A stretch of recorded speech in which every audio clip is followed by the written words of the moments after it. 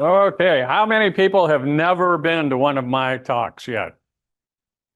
Yay! All right, that's the first time that's happened.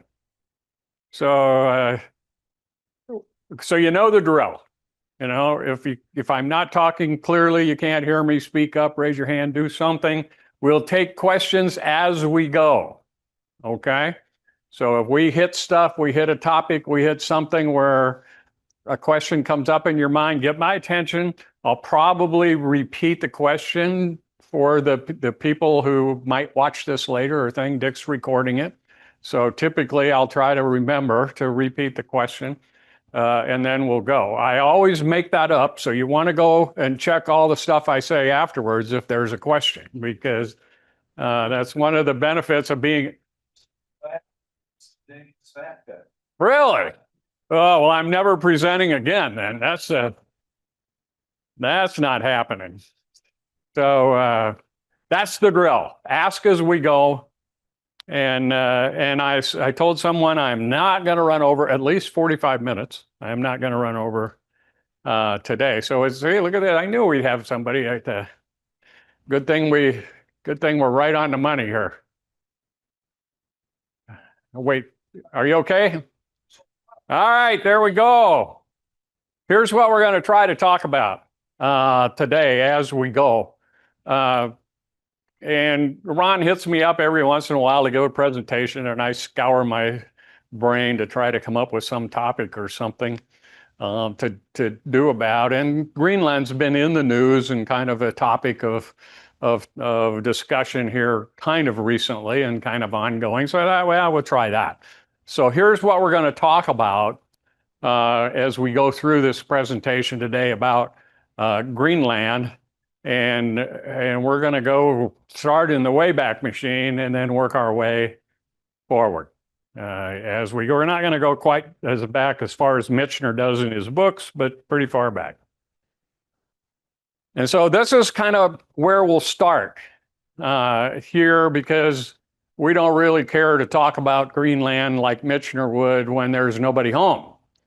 And so this is how Greenland came to actually have people there over the course. And you can see the diagrams, the various diagrams of expansions there of civilization or Homo sapiens throughout the course of the thing. And as you look at that, what you see on the left-hand side is the general migration out of Africa and into other areas of development. And then on the right-hand side there, where Greenland is shown, that's by the scheme of settlement, very late to happen.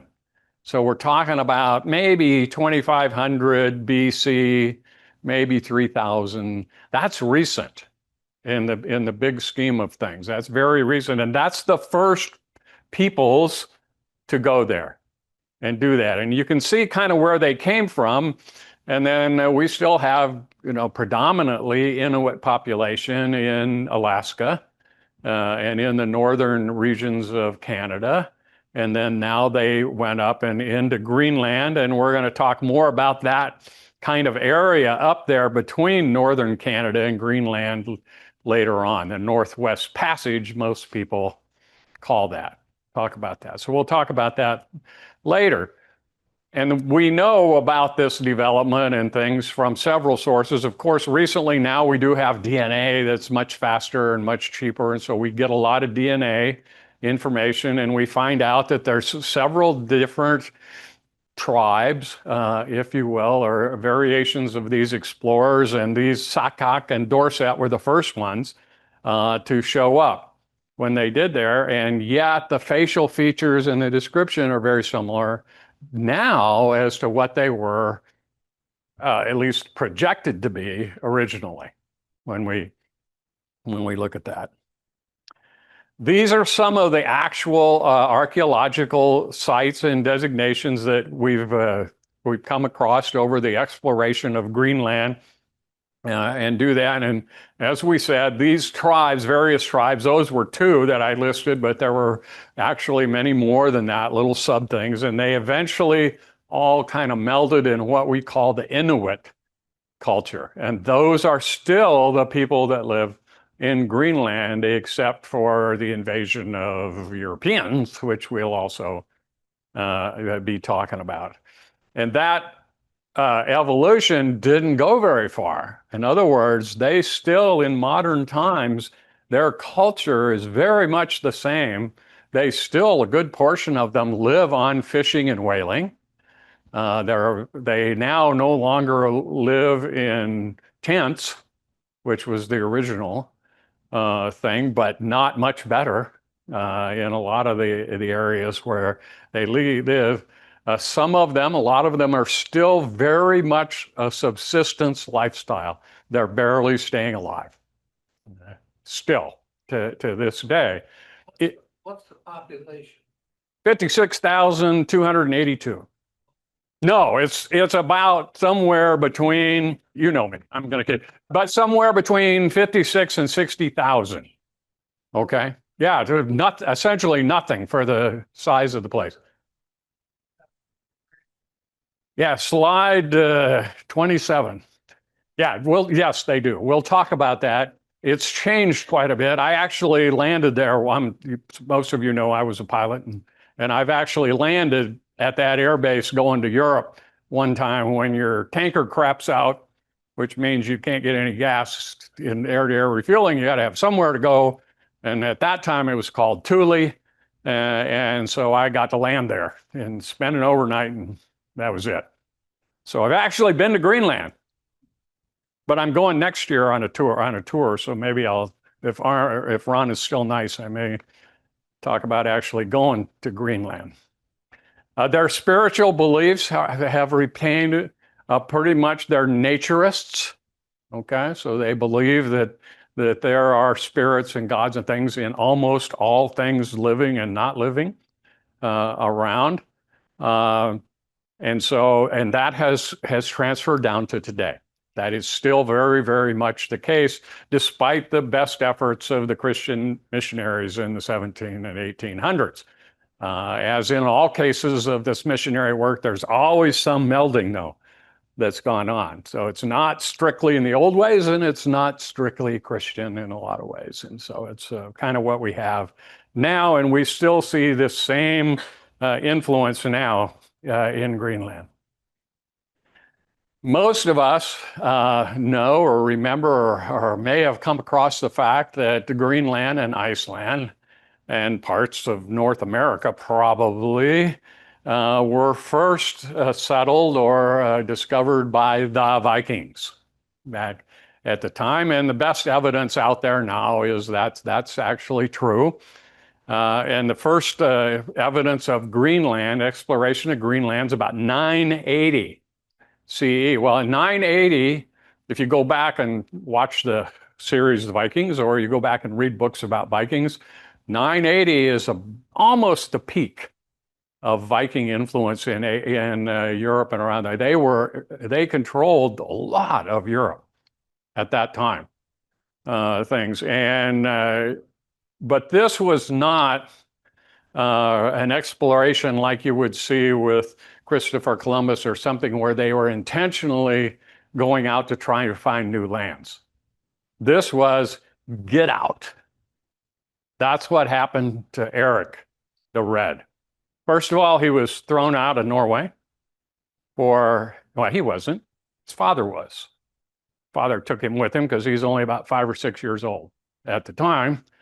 His father was thrown out for killing 2 people. Exiled to Iceland. Went to Iceland. Eric's thrown out for killing 6 or 8 people. 2 people one time, something. Now, in his defense, it was revenge because he got in a big fence battle with his neighbor, and his neighbor killed all his servants. So he killed his neighbor and his 2 sons. And then because of that, he was thrown out. And that's how he ended up going to Greenland to make this voyage.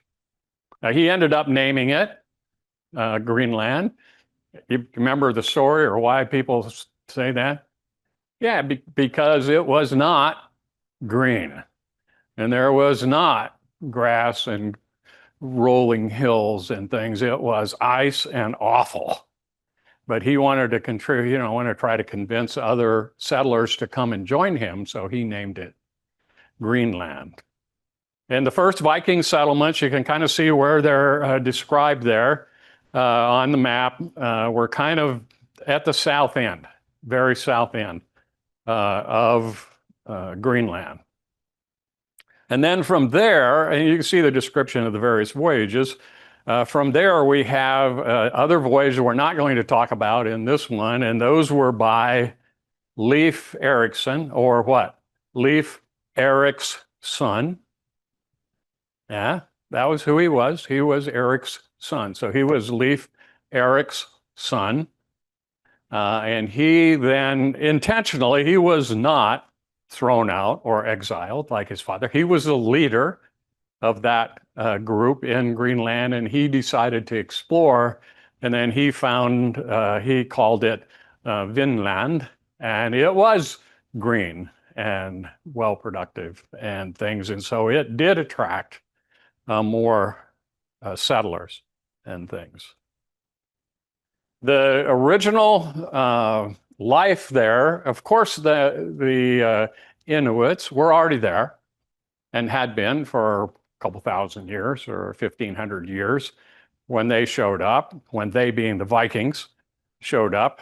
And so the common Viking things, and I don't know if everyone knows, but Vikings were predominantly farmers, 90%. They had warriors and they did raids and they did things like that, but their main thing was farming. That's what they did.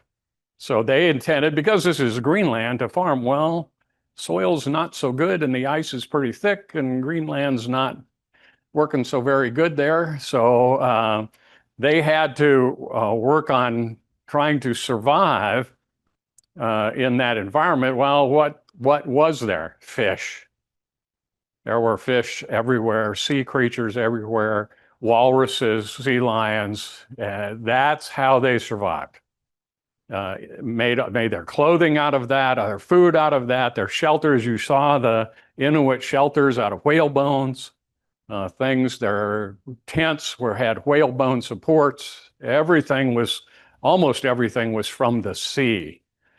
The Vikings also, however, though, were big traders. They traded all over Europe and all the way into Asia and Egypt. There are records of them trading that far away, and so they would do that. Now, they got into skirmishes all the time with the Inuits, who they called Skraelings, or little people, okay?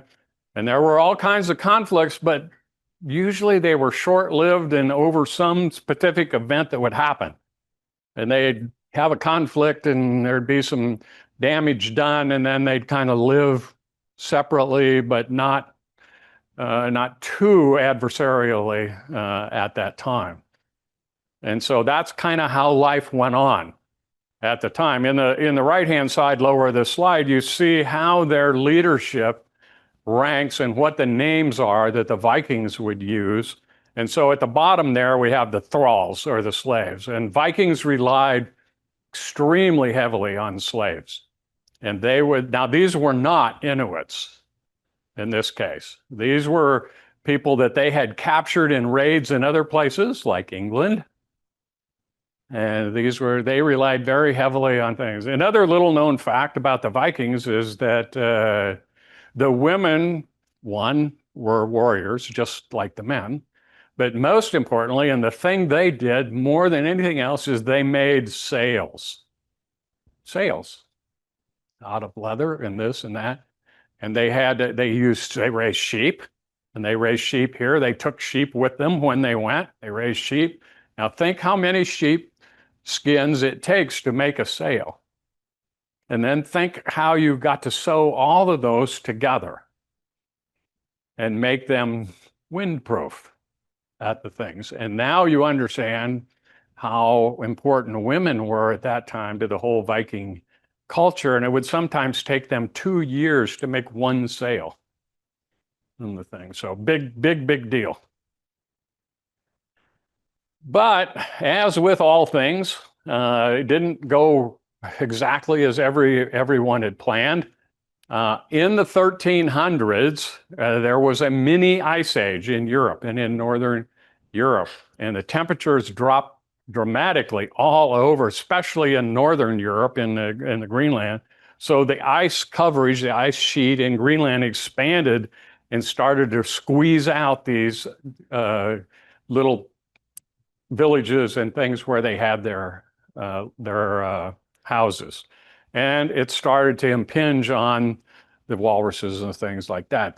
Their habitat started to go way down. And at the same time, the Black Death made its way out that way. That was also in the 1300s. 40 to 50% of the population in many places died in that time. So essentially, the Viking habitation of Greenland just slowly shriveled away, and essentially there was none at the end, about the end of the 1300s. So that's kind of the story of the Vikings. They found the place, they founded settlements, they did some initial development, and then they're kind of like the Aztec and the Incas and the Mayans, who had these really massive cultures, and then now we have no idea for sure why they went away. So this is all kind of conjecture. Now, the Danes, Denmark, ended up in control of modern Denmark, in control of Greenland. And this is a kind of a timeline. Don't worry about this too much. It's just to show you that it kind of started in 1721, and it's been continuing on, modifying every 10, 20 years. There's a new modification between the relationship between Denmark and Greenland. And so we're going to go through some of that in a little more detail here, but just realize that Denmark kind of showed up in the 1700s, and how missionaries, just like, lots of other places in that time of the earth, there were missionaries going there, and they went in and tried to convert the Inuit culture to Christianity. And of course, modern weapons and modern diseases, they took over pretty quickly. The first exploration over there by the Danes was about in 1605. Then in 1721, this guy's really important in Greenland's history. This is Egede and his Bergen Greenland Company, which is kind of like a version of the Dutch East India Company that used to do massive exploration in Asia, southern Asia. This is the same version in northern Scandinavia. And in that area, very, very important and famous trading company at the time. And these list some other efforts, some treaties to try to keep Greenland separate. Of course, Denmark and Norway are fighting, Denmark and Sweden are fighting, everybody's fighting everybody. And nobody really wants Greenland very much because there's nothing there. Inuits and sea lions. And so nobody's really too concerned at that time, except from the religious standpoint. And so the church, during that whole time, the church, in this case, it happens to be the Lutheran Church, not the Catholic Church. In this case, it's the Lutheran Church, and the Lutheran Church remained concerned, remained active the whole time. They were there trying to convert the whole time. You can see here some of the things that they developed and happened, and some of these churches have been around since the 1700s, and they're still there. They did actually, because of their culture, Scandinavian culture, they did actually develop cities, what we would call a city. We're talking like 5,000 people. They would develop cities, communities, and they put in a much more centralized form of government than existed within the Inuit culture. The Inuit culture had nothing that could deal with anything of that size. They tried from the very beginning to transform the Inuit culture into the Danish culture. Of course, we all know how that works. All over the world, didn't work. But we're going to talk a little bit in a couple places here about things they did and things they do. So Denmark, established not through the church, but the actual government of Denmark established their version of a trading company, and they then took over from the Bergen Company, and they had a monopoly over all the trade. The two things that they have in Greenland, fish and whales and things, and so it was very, very important, still very important, the fisheries area, very, very important. They forced the settlements to be where they would support the trade patterns for Denmark. And so that's not where the Inuits lived. Where the Danes wanted to be was not where the Inuits wanted to be. But the Danes would just move them. And, kind of a forced deal. They kind of marginalized, we're going to hear that over and over and over again, marginalized the indigenous culture. And they established wage controls and exploitation of the local people, which went on essentially forever. Even up into about the 1970s, that was still a factor in there. So this is, yet another form of colonialism to exploit the resources that were there at the time and exploit the Inuit people, and you've got some shots there of how they kind of did that. They're still under control. They are, well, yes and no. We'll kind of try to talk about that a little bit. They are kind of an independent county of Denmark now. Originally, they were just a colony, and we'll talk about that in a little bit. And then over the years, there's been a whole series of treaties and events that have given them more autonomy, more autonomy, more autonomy. So they're in the almost autonomous mode now, but not. And we'll talk about the part that's not when we get there. This is a little bit about that cultural assimilation and things that, go. Can you be more specific in regards to what they actually did with the Inuit and what they had them do, what they didn't do, what they refused to do? I can try. The question is, be a little more specific about the things they did to the Inuits, the things they didn't do, the things they allowed them to do, the things they wouldn't allow them to do. Of course, everything initially in the early 1700s up and through the 1900s was all religious focused. And so the main thing there was to try to convert them to Christian values and Christianity. However, Denmark wanted to have the trade ability. So what do you need to do sailing-based trade? Got to have what? Dock workers? Got to have sailors, got to have cooks, got to have somewhere to get the fish.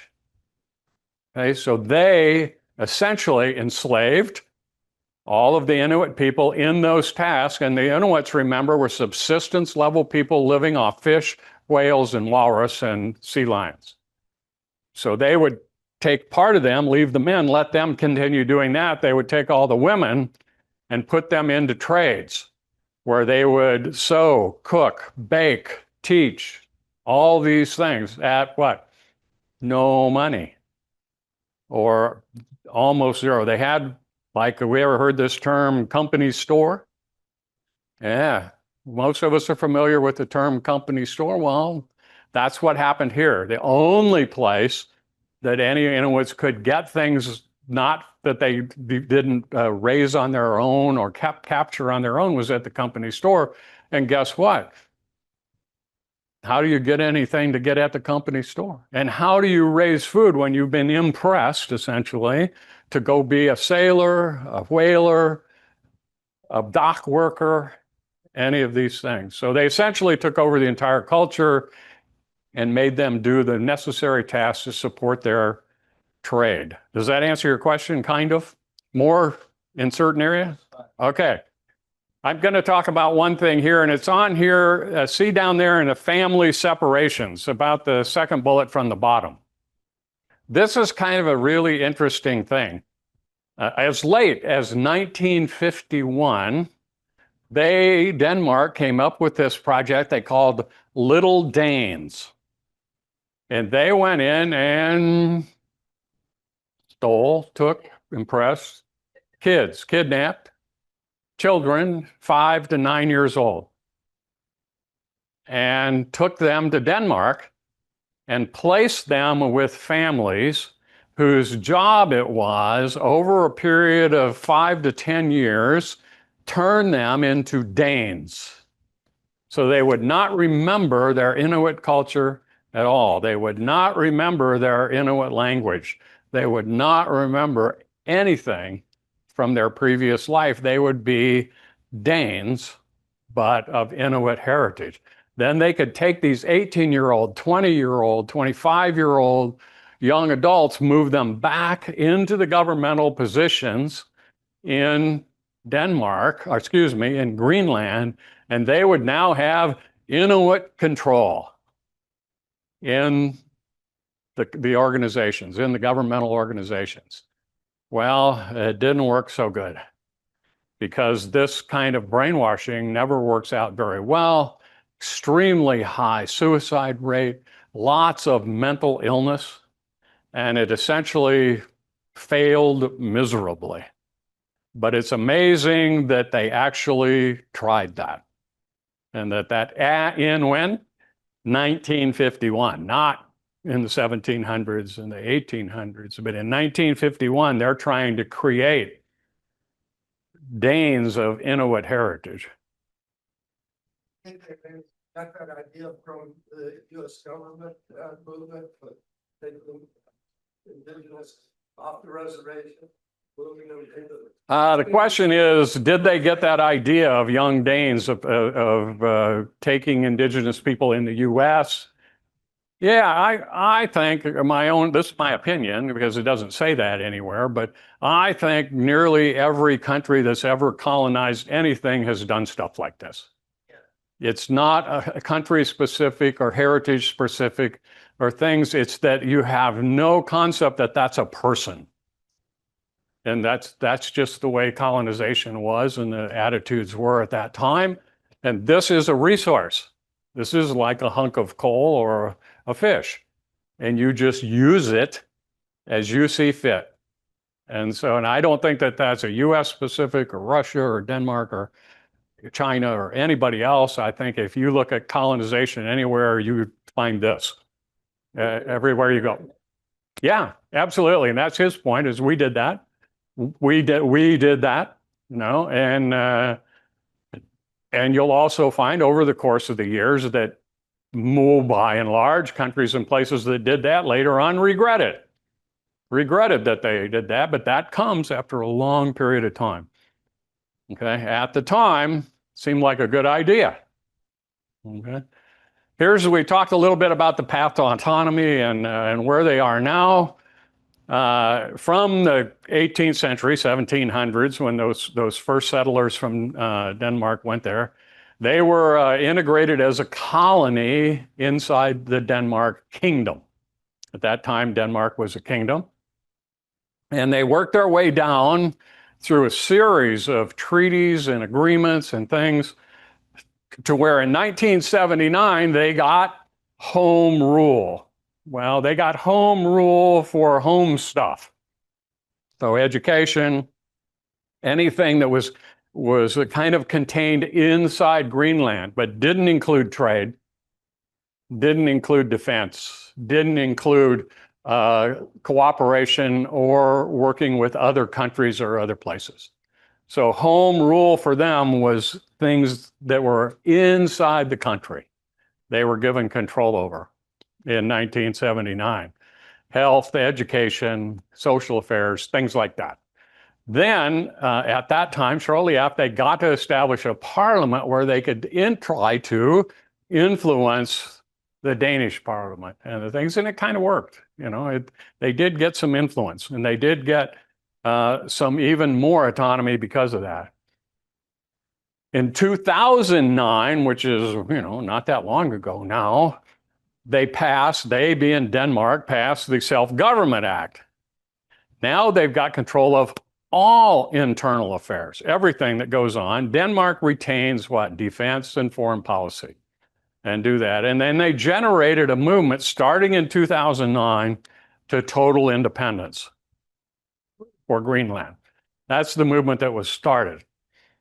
Now, Defense Authority, we talked a little bit earlier about an air base in Greenland. The U.S. maintains, and this is now called Pitiflik, and this was Thule, a lot easier to pronounce Thule.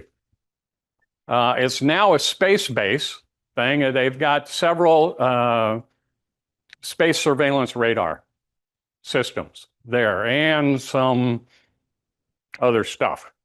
And that's what they're now. And it's interesting to note that the 1951, there was an agreement. Denmark allows the U.S. to establish and maintain military facilities. And well, just last month, Denmark Parliament repassed again, authorizing that to continue from 2025.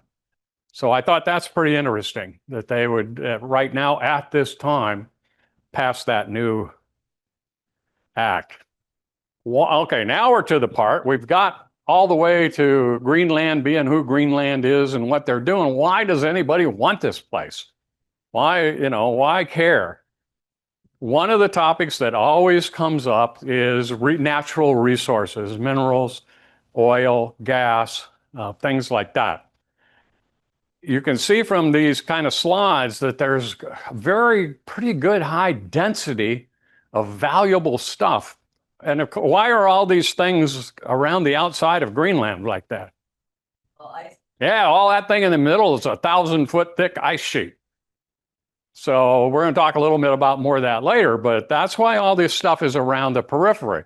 There's a lot of things, a lot of really valuable things, or a lot of really rare things, these rare earth metals along the outside. So these resources, and then you can't really read the slide too well, but there's copper, there's diamonds, there's oil. But if you read some of the detailed things from those industries, they say it's going to be decades before they can exploit them. This is a really, really harsh environment to work in. So people look at this chart and then they look at this. And this is what's been going on for almost 10 years now.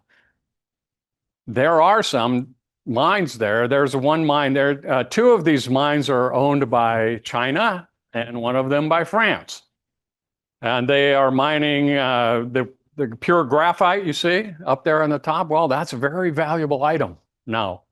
And it's 100% pure graphite that comes out of that mine. So it's very valuable. Cryolite is a component of really good aluminum.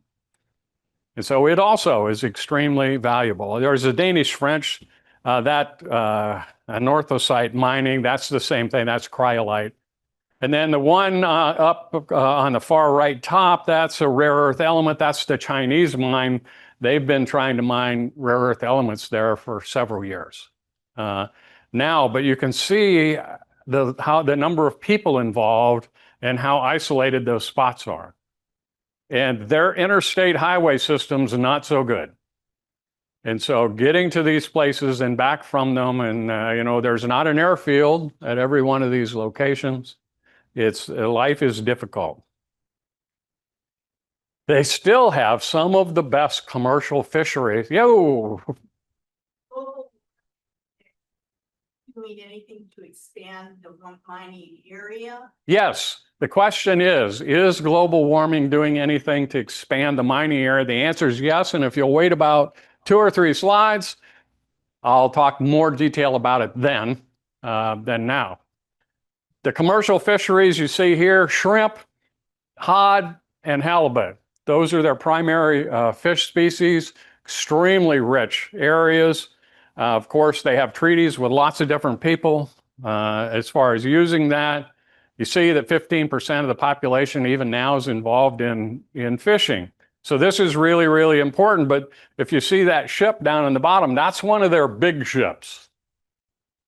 Denmark, that's one of their big ships. Well, guess how big that isn't in the big scheme of things. And so even though this is very, very productive, there's tons It's all windy, cold, ice flows, because we're going to talk about global warming, what the iceberg per square mile population, what is it? How do you navigate your way in and around icebergs all the time?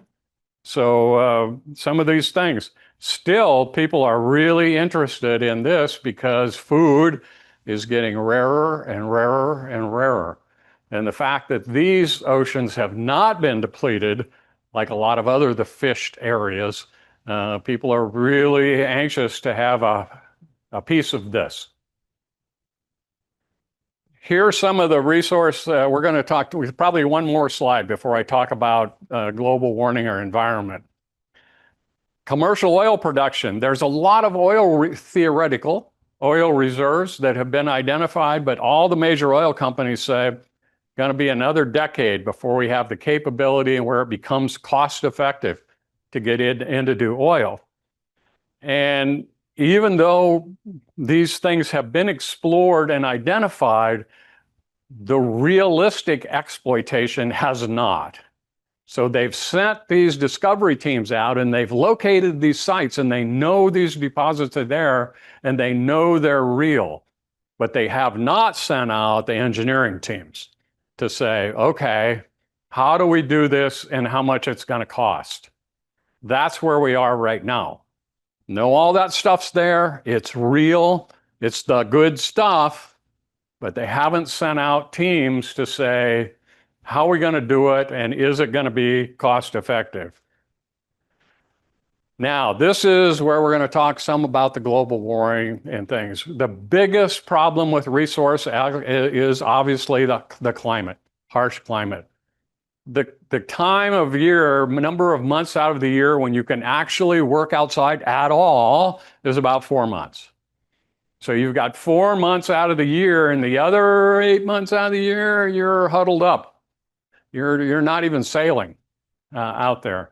So that's just normal, everyday environmental stuff. Sea ice, very unpredictable. Now, what's happening is with global warming or environmental change is that the ice sheet is deteriorating much faster than was ever predicted, which creates icebergs, lots of them. And they're totally unpredictable and you can't track them. Now, that's not true anymore either. We can go out there and we can, and we do, go out and put GPS trackers on icebergs, and we can from space pretty easily track a whole group of icebergs, but not 20,000 of them. And so that's part of the problem with the sea ice. Another problem you have, and this is the kind of the bottom one there, is you have glaciers and these ice sheets retreating, coming back, which is a good thing. It's a good thing and a bad thing. It's a good thing because now you have extra miles of shoreline, you have access to it. Okay? And so that's a good thing. So where before you had this much access, now you have this much. The bad thing is this much has been under an ice sheet for centuries. So what happens when that pressure is gone? It heaves, and it disintegrates. And so you have rock slides, earthquakes, this all the time in that space where the glacier went away. So even more difficult in that area now to try to exploit something than it was before the ice went away. So that's all getting worse day by day. Getting better, getting worse by the things as we go. There's a huge amount of environmental opposition in Greenland to exploiting all these things. All 56,000 people just about are against it. Because what do they get out of this? They get to be the oil derrick person. They get to do, who gets the money? Not Greenland, not the Inuit, not anybody. They get the tailings, and the damage and the thing. So they've had several referendums, and the percentage of local residents that are against it is massively in opposition to this. I'll go first as who gave them permission? The government. The government, okay, now, does the government always do what the people want them to do? Sometimes. Is the government a little greedy too? How many roads in Greenland? Originally, yeah, so if you want a new road in your capital city and you've got a company that's going to come in and say, we'll give you $2 billion if you sign this to us. How lucrative does that look to you as a government official? Despite what the little Inuit fisherman says. Who do you care more about? That happens everywhere in the world, and it's happening here to these people. So does that answer your question? Next. So that studies that have compared the rate of melting with the rate of rise of the sea level. Yeah, there's some out there. I haven't delved into them in detail. They've done that. So far, it's not catastrophic or any of those things. We're not going to be here. Any of us in this room, not going to happen when it becomes an event. But the fact that it is happening. Now, kind of interestingly, and I've been to Antarctica too, last year, Antarctica had the greatest ice gain on record. The greatest ice gain on record in Antarctica. And everybody's going, what?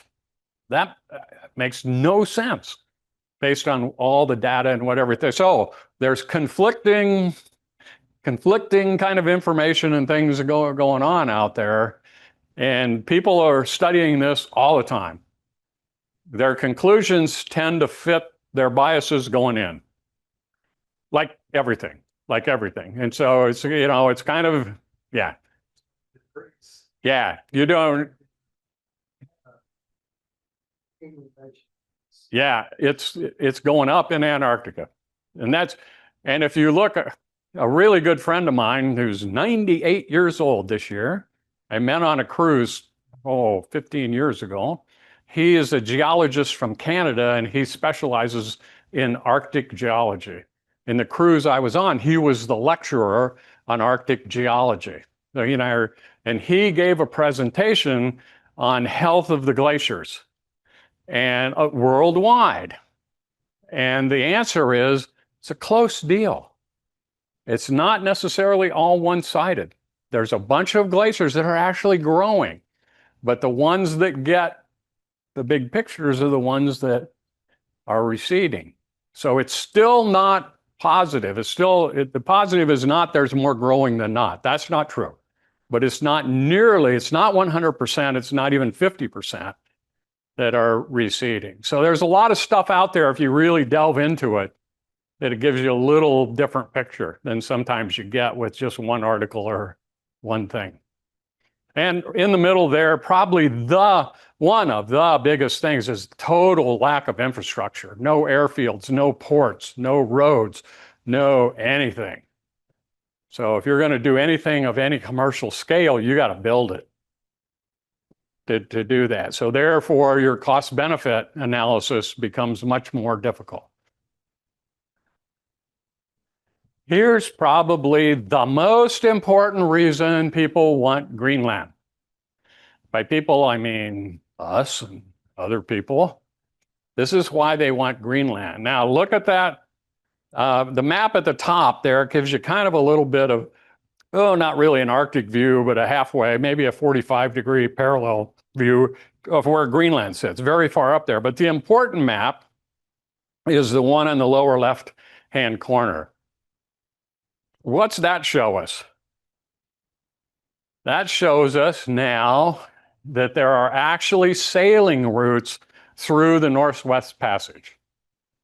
Prior to now, there were 2 or 3 ships that made it through, ice cutters and other things, that made it through the Northwest Passage before 2006. I think 1984 was the very first time any kind of ship ever made it through.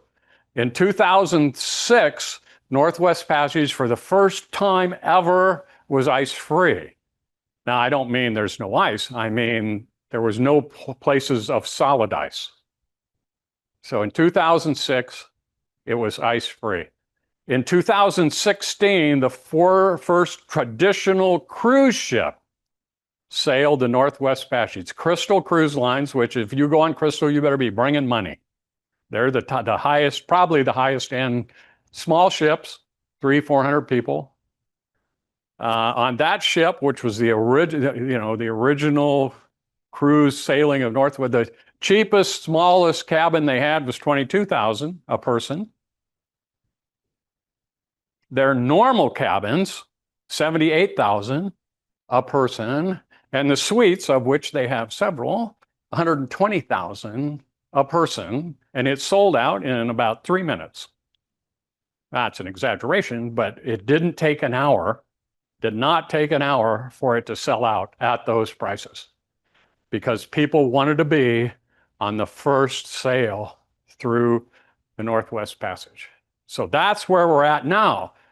So you got cruise ships every year now sailing the Northwest Passage. Well, what's the strategic benefit of that?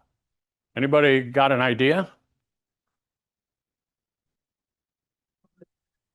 Yeah, and everybody else. Because if you can do this, what does that do to the strategic nature of the Panama Canal?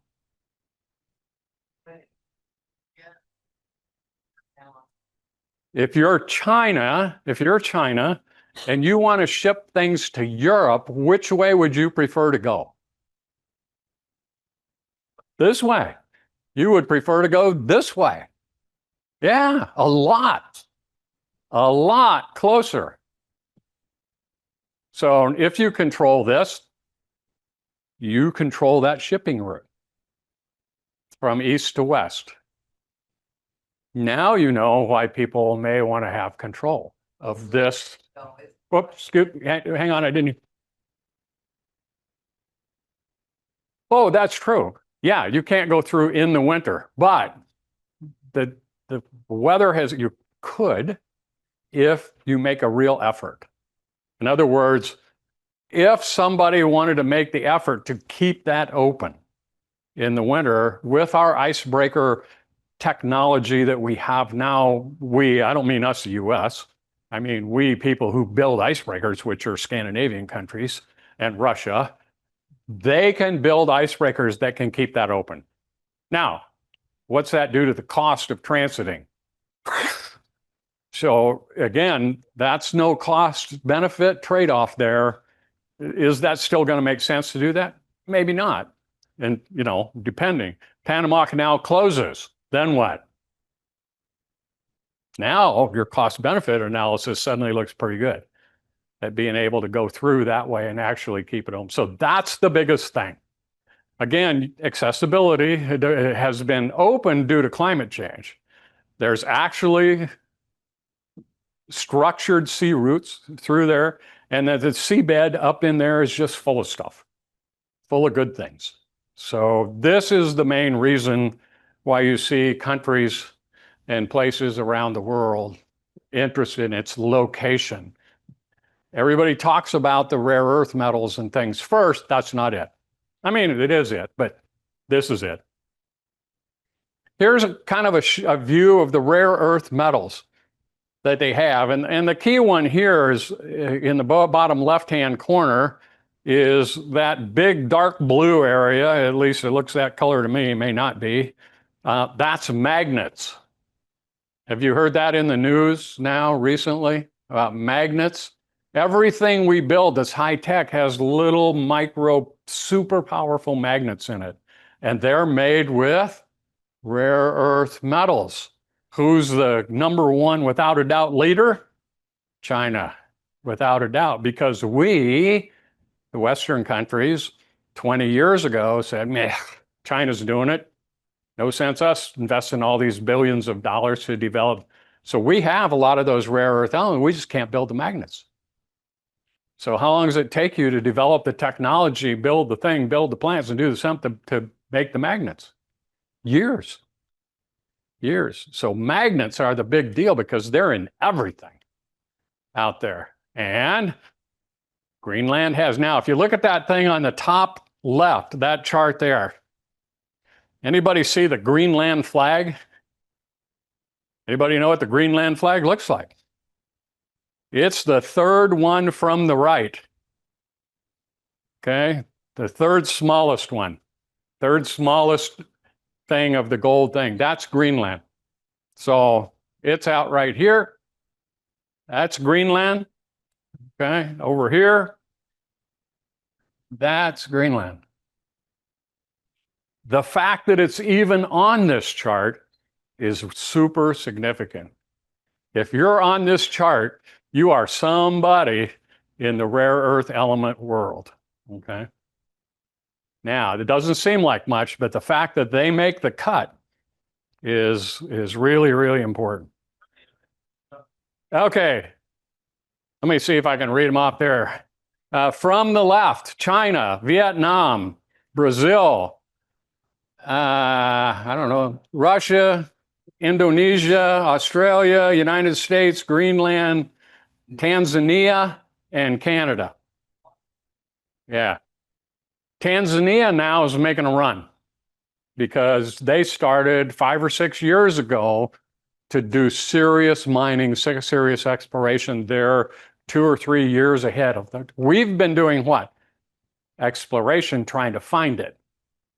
Okay, so we now know we have a bunch. We have, we're in a pretty good shape there as far as having it.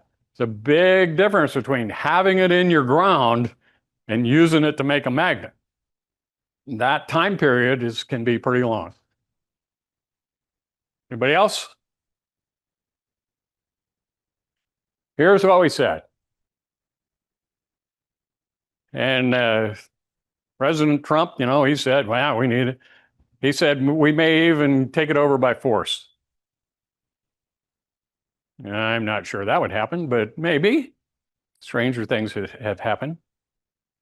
There was a lot of interest from the US after the Seward bought Alaska in World War II, but then things kind of smoothed out. The Northwest Passage was still the Northwest Passage. World War II showed that you really do, when you support Europe, you have to go north. It's the only way to get there. And so that's why the increased emphasis after World War II. Now we use it for missile warning and satellite tracking, which is different. Satellite tracking, that's space surveillance, Arctic operation, and the rare earths. And again, we have the same interests as everybody else in the rare earths, but we only have the same amount of interest as those maps show. We really don't know any more about it than anybody else, other than we want to be in the fight to have it. What's it mean to the Inuits and to Greenland between all this stuff? President Trump first broached this in 2019 and then has several different times since then. When Vice President Vance visited recently, that ended up being a little bit of a debacle because the people in Greenland said, "Boo, time out, we don't want you here." And so he ended up going to Pifklik, to Thule. And that was it, into Thule and then out. There is, for same amount of people that oppose everything else, environmentally oppose this, as you might expect. If you were a Greenland resident, would you want that? No, they're perfectly happy with Denmark. So there is very fervent opposition to any idea of that. Lots of recent China and Russia activity in the area. Now, particularly rare earths. China's version there, I showed you the picture of the one mine that they have in operation. They're not doing real well in that mine for all the reasons we stated. But they're there and they've been there for 10 years. Is that important? Absolutely, because they have a working relationship. I mentioned this one lower left. Danish government just a month ago approved a bill that allows US bases to continue in Greenland. And United Airlines just 2 weeks ago instituted a direct flight from the United States to Nuuk, which is the capital of, so here now, why in the world? What's the demand for a travel from the direct flight from the US to Greenland. And maybe it's higher. Maybe it's like taking the first Northwest Passage flight, you know, or sail. Go ahead. I don't, not unless we do something stupid. Oh, it's absolutely a very thing because it's the warning time, of course, there's not enough warning anyway. It doesn't really matter. If the missiles come, you're better off just to, we call it bend over and you know, because if they're coming, they're coming. But you gain about 6 minutes. You gain about 6 minutes from there versus any place else we have. On the 6 minutes important, not to us on the receiving end. Is it important to response people like I used to be? Critical. We can get everybody airborne in 10 minutes. Everybody in 10 minutes. So fighter guys.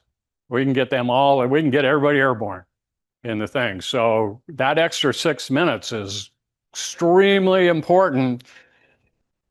Yeah, that's all crap.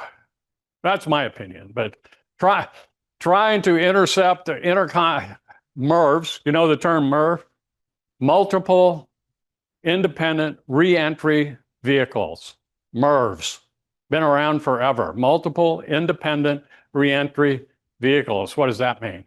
That means just about over Greenland or over the North Pole area, things coming from Russia, because that's where they're going to come over the top. They have a clamshell thing in each one of those missiles, and they go bink, and 20 warheads come out. Not one. We went from 1 to 20. And each one of them is independently guided, independently controlled, independently thing. That's not an easy task. And you got to think about the speed these things are coming.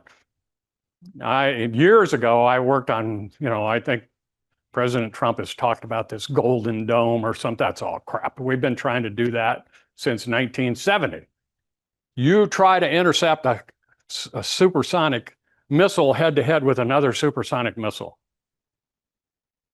That's a tough problem. That's a tough problem. We've literally been trying to do that since I was involved in that program in the 1970s, and we're not any closer. We're not getting the job done. So if that happens, it's not a good day for anybody, anywhere. You know, so we all, everywhere in the world, should be working to make that not happen. Try to, you know, keep out of situations where that would ever have a chance of happening, because nobody wins. I will guarantee you 100% there's not a winner anywhere in the world if that happens. But anyway, direct flight, you can go to Nuuk. I'm going next year on a cruise that stops in 4 places in Greenland, two going on the way to Norway and things, and then 6 places in Iceland, over to Norway, back to Iceland, back to Greenland, back to the US. So I'll have some firsthand. I'll be on the ground in Greenland next year. Winter, come on, Mike, give me a break here. Jeez whiz. I think he knows me. He knows me too well. See, he knows I'd probably be willing to try that. All right, that's it. Look at that, huh? Look, huh? All right, look at that, right on the money. Okay, anybody? Orange Whip? Anybody remember that line? Anyone? Orange Whip? Orange Whip? Anyone? John Candy? Oh, well, you guys never watch movies much then. Okay. What's the percentage of Inuit versus European? Oh, probably 90-10. Yeah, percentages. Only the people in the highest positions, the people with the money, the people that own the companies, that, you know, what infrastructure they do have. So if you're canning fish, what's the Inuit ownership in the fish canning factory? Yes. Who's working on the line in the fish canning factory? Inuits. Yeah, so you got your 4 or 5 managers and your 200 workers. And you just pick an industry. pick an operation, pick a retail store, pick any of those things. That's the relationship. What's the population decline of Inuits since? Questions, what the population decline of Inuits? And it's pretty much stable. Yeah, there was no, no wiping them out or massacres or any of that. Yeah, they wiped them out, but they were, at that time, 1300s, the population was so small anyway that, yeah, I wiped 50% out, but you can get it back. And one of the things about population decline and things in small population areas and that is that it's subsistence living anyway. You got people dying because there's not enough food. So if half your people die, what's that do to the rest of you? Makes life better. Yeah, so for a corresponding period of time there until these little mouths get to be big mouths, you're actually in better situation as far as subsiding than you were just a few minutes ago. So it's that people don't think that through too, to see what really happens in these places when they get wiped out. We cause ourselves lots of problems all over the world by keeping people alive who shouldn't be alive. That's a pretty harsh statement.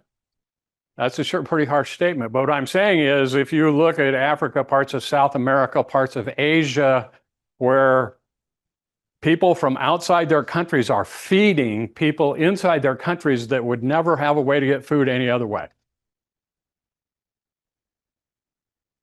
Eventually, what happens? You stop feeding them, and then what happens? Whoa. Because you cannot support that group. Those people were not supposed to be alive. They were supposed, the whole function of that area, parts of Africa, is triple the population that place will support. Because over a period of years, you've kept people alive. Things like that. Medicine, we'll come in and inoculate everybody for this. And so you cut down the mortality rate by 90%, and what happens? More people to feed, because now you couldn't feed them before, but now you got double the number of people. Bill. In the capital city that's in Greenland, what is the education system like? Is there a college? The question is, in the capital city, Nuuk, what's the education system like? Is there a college, anything of that university? And the answer is yes, yes, and yes. They had one thing Scandinavian countries do is educate. And they do not prohibit or restrict the education of Inuits. Do the Inuits want to go to school? No. No. Do they make their living on things they learn going to school? No.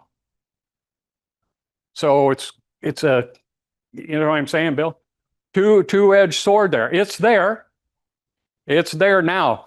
Up through, say, high school, I'd say you have pretty good attendance and things. But like in most cultures like that, after high school, they don't, because if you're an Inuit, are you going to be able to go to Denmark and get a job?